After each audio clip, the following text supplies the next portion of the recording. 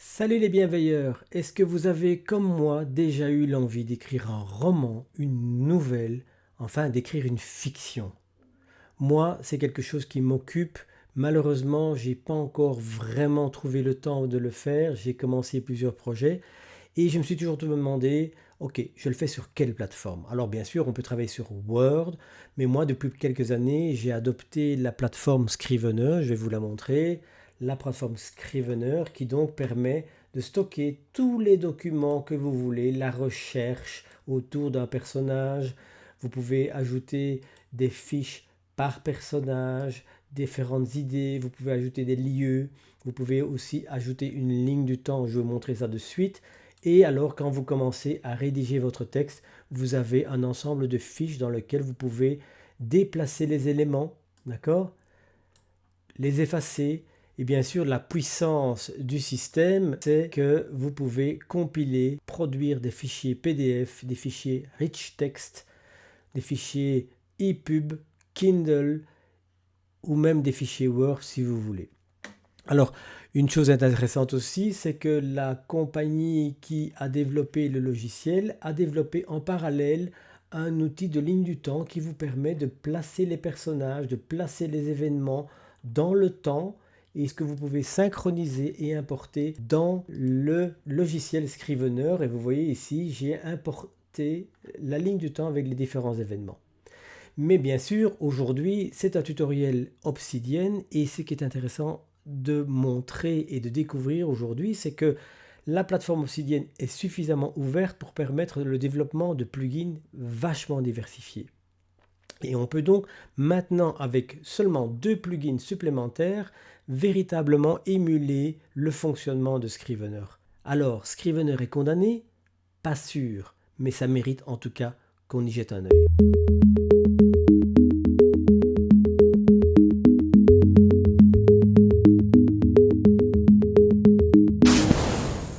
Bienvenue sur la chaîne Booster votre productivité qui se consacre principalement pour le moment à l'application Obsidian. Je m'appelle Christian Van Enten et j'ai envie de vous partager sur cette chaîne un ensemble de trucs, astuces et tutoriels avec des logiciels qui vont augmenter votre productivité. C'est ce qu'on fait avec Obsidian pour le moment. On est parti dans l'exploration d'Obsidian à destination des auteurs de romans et de nouvelles en comparaison avec Scrivener. On est parti. Je voudrais vous proposer aujourd'hui 2 plugins qui sont particulièrement intéressants si vous êtes en train ou si vous projetez d'écrire un roman. Alors si, comme moi, vous avez cette envie ou si déjà vous l'avez réalisé, vous savez qu'il y a beaucoup de solutions qui sont proposées sur le marché, beaucoup d'applications qui sont disponibles et moi personnellement, j'utilise depuis des années l'application Scrivener qui existe aussi bien sur Windows que sur Mac et même sur tablette. En tout cas, moi, je l'utilise sur iPad puisque je suis dans l'environnement Apple.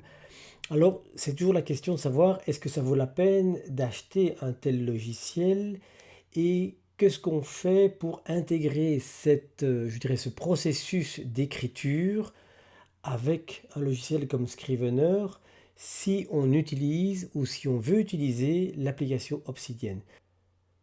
Le plugin s'appelle Longform. Ce plugin n'est pas encore disponible à l'installation comme c'est le cas pour la plupart des plugins disponibles pour le moment. Si vous regardez dans les plugins tiers, vous voyez Longform, mais en fait je l'ai installé en copiant le code ou l'application ou le plugin plutôt dans le folder des plugins. Donc l'installation n'est pas tout à fait évidente. Mais je voulais quand même vous la montrer. Si je commence un nouveau roman, je vais appeler ça roman numéro 2.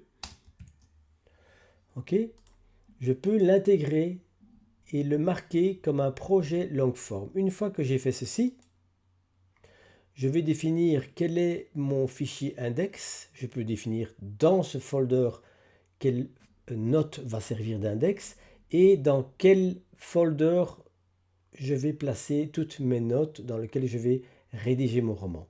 Ok, je l'additionne et vous voyez que dans mon roman 2, il a créé un folder draft qui pour le moment est probablement vide. D'accord, il a créé par défaut ceci et celui-ci contient des données, des informations éviter de l'éditer directement. Donc c'est une note technique, je vais dire, et vous n'avez pas besoin d'y toucher. Parce qu'à partir du moment où vous êtes dedans, vous pouvez activer, choisir roman 2. Dans draft 1, je peux commencer à définir des scènes. La scène qui va commencer, c'est le chapitre 1. Et je peux écrire mon roman comme je veux. Voilà, mon premier chapitre est écrit. Il n'est pas brillant, mais c'est un beau début. Je vais maintenant créer un deuxième chapitre. Et je peux écrire la suite de mon histoire.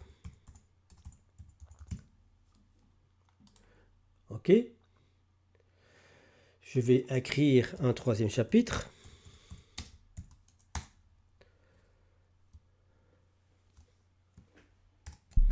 Le micro m'embête un peu.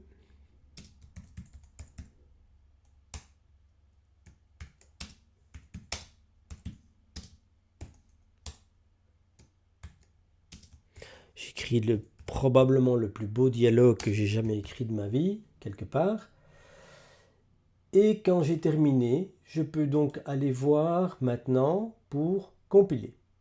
La compilation, c'est simplement quoi dans cette application, et j'imagine que ça va énormément évoluer. Quand je compile, vous voyez que c'est toujours bien un plugin qui est en plein développement, donc il n'est pas encore véritablement disponible, mais il va créer mon roman 2 sous forme de draft compiled. Je peux maintenant aller voir dans mon fichier et vous voyez, draft compiled, vous voyez qu'il a assemblé l'ensemble des documents de manière à créer mon roman en format Markdown, c'est-à-dire un format hyper simple. Et après, bien sûr, il faudra trouver des solutions, soit pour l'exporter, soit pour trouver des solutions de compilation et de formatage. Alors, ce qui est intéressant de voir, c'est qu'on peut faire exactement comme dans Obsidian. Si tout d'un coup, tiens, oui, le chapitre 3 va venir après le chapitre 1, plutôt qu'après le 2, et que je recompile ma scène, compiler, et vous voyez que il a bien reconstruit un document unique à partir des morceaux de texte, c'est-à-dire exactement de la même façon que lorsque vous travaillez avec Scrivener, vous pouvez déplacer les sections, etc., etc.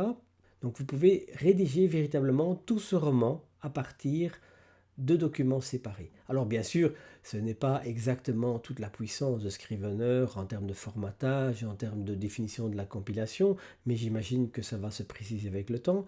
Ce qui est essentiel à comprendre, c'est qu'avec ça, vous pouvez déjà faire l'essentiel du travail avec des plugins qui sont des plugins gratuits et qui vont probablement se développer.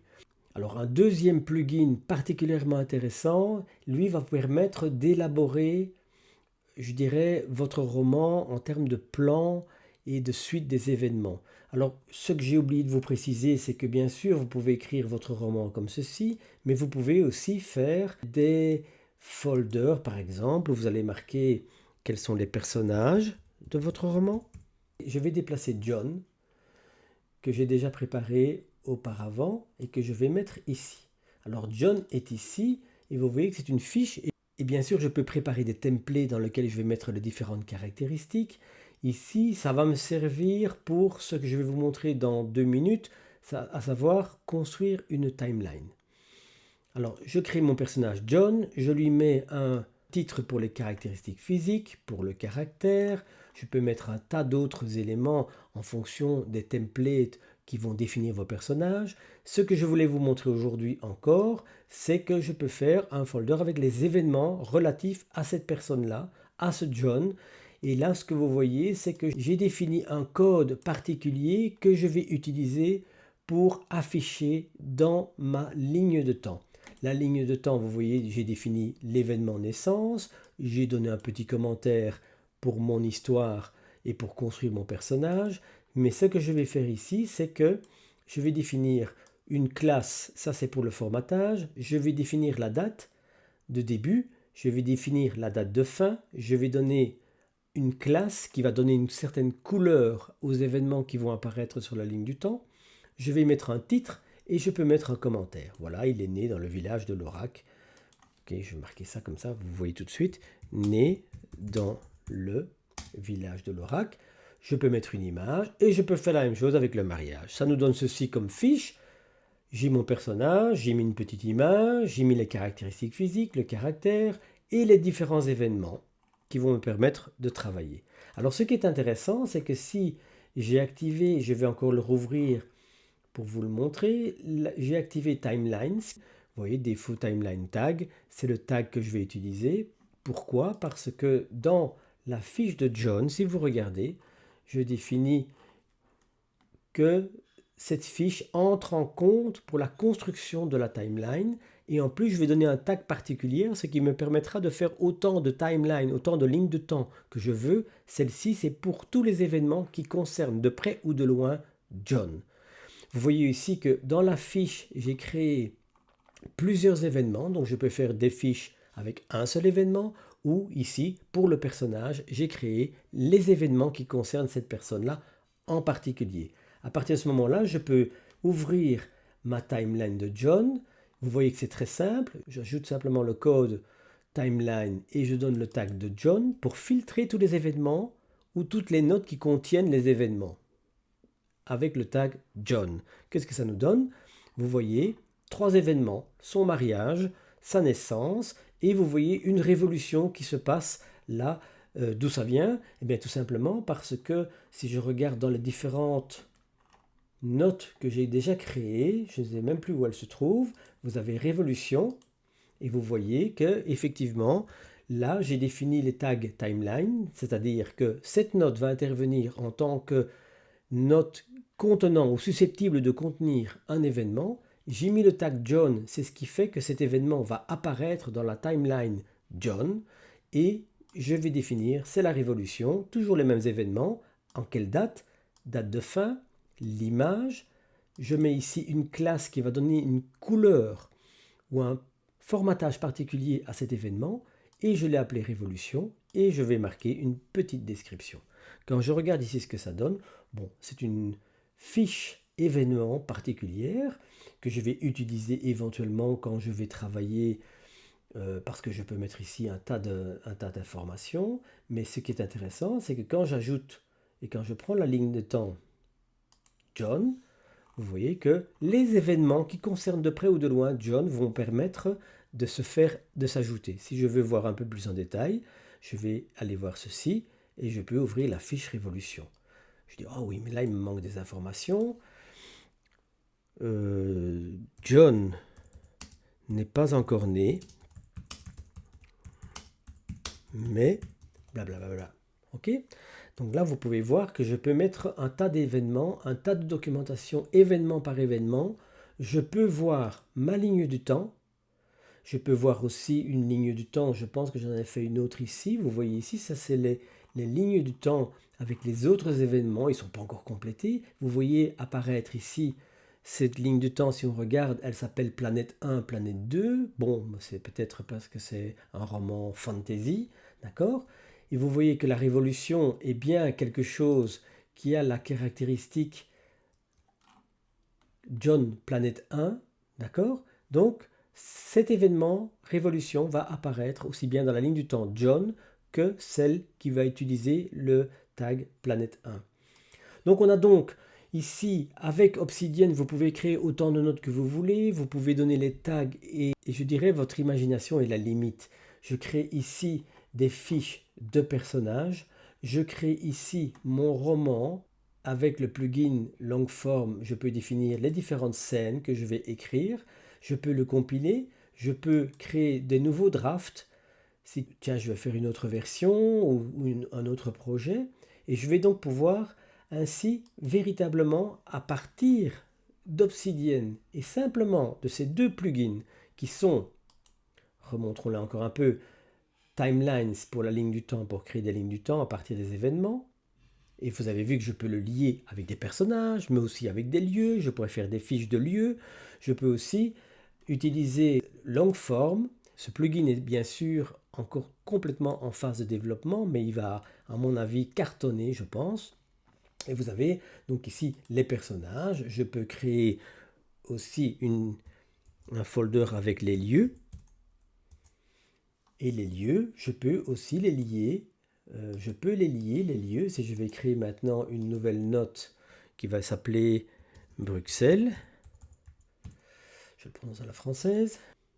Voilà, je vais maintenant créer un événement. Bien sûr, je pourrais décrire tout ce que je veux. Ok. Bruxelles. Je peux écrire action, les différentes actions qui vont intervenir. Si maintenant je veux mettre un événement dans Bruxelles qui va avoir une influence pour John, je vais simplement, ici je ne vais pas me fatiguer, je vais simplement recopier le code que j'ai utilisé pour cet événement-là. Je vais dans Bruxelles, je peux ajouter un événement.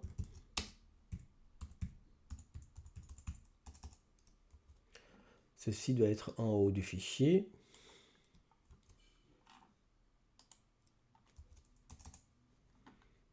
On n'est pas dans la révolution.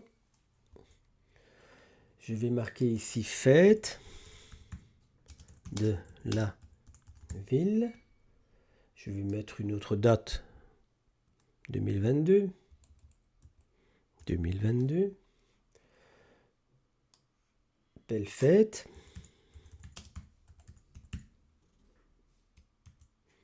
Bon, rien de spécial, vous voyez que ceci n'apparaît pas. Je peux raconter ce que je veux sur la fête. Et si maintenant je vais voir dans la ligne du temps de John, timeline de John, qu'est-ce que vous voyez? Vous voyez la fête de la ville qui apparaît. Naturellement, l'image n'est pas du tout adéquate, mais vous pouvez voir que je peux ainsi, si je veux ajouter des événements dans la fiche de John, ils sont là.